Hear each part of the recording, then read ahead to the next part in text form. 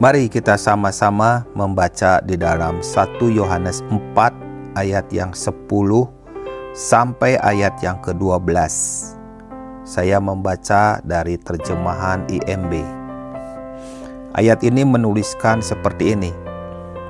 Inilah kasih itu, bukan kita yang telah mengasihi Elohim, tetapi Dialah yang telah mengasihi kita dan telah mengutus putranya sebagai pendamaian bagi dosa-dosa kita.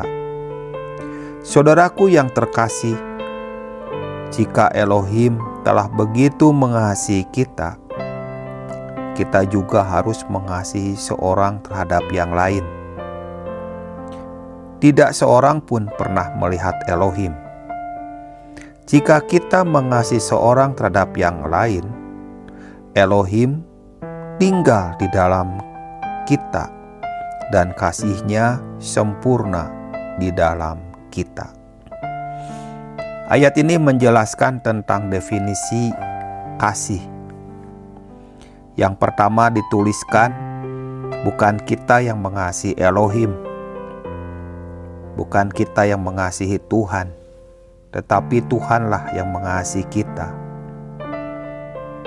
Jadi apa yang seringkali kita katakan kepada banyak orang bahwa kita mengasihi Tuhan, sebenarnya yang terjadi Tuhanlah yang telah mengasihi kita. Dengan cara apa Tuhan mengasihi kita?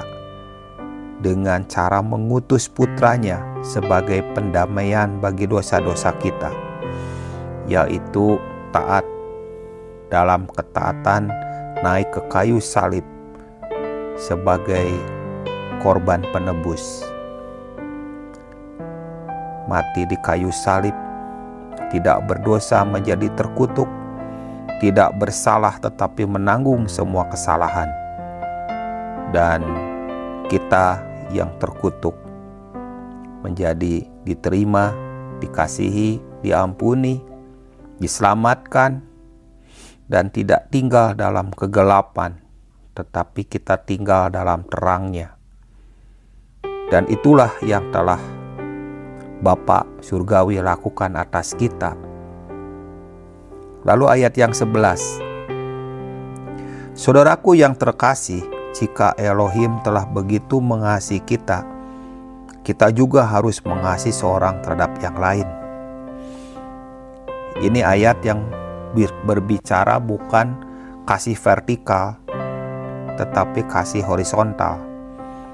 Jika kita tahu kalau Tuhan telah begitu mengasihi kita, maka porsi kita, bagian kita adalah kita harus mengasihi seorang terhadap yang lain.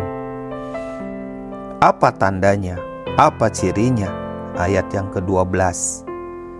Tidak seorang pun pernah melihat Elohim.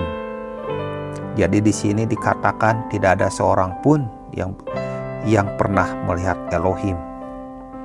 Lalu bagian B-nya, ayat 12 bagian B.